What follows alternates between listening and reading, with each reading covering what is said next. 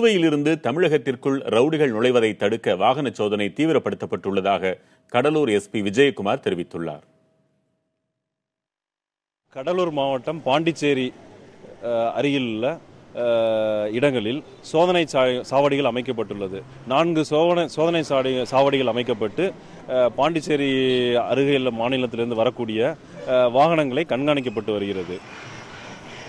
நேற்று இன்று அதிகாலை கடலூர் மாவட்டம் முழுவதும் நடத்தப்பட்ட வாகன சோதனை மற்றும் தணிக்கையில் ஏறத்தாழ 25 பேர் ரவுடிகள், அவர்கள் மீது கொள்ளை போன்ற வழக்குகள் இருக்கிறது. அவர்கள் அந்த முயற்சியில் ஈடுபட்டதாக 25 பேர் பாண்டிச்சேரி மாநிலத்தை சேர்ந்தவர்கள் இன்று கடலூரில் கைது செய்யப்பட்டுள்ளனர்.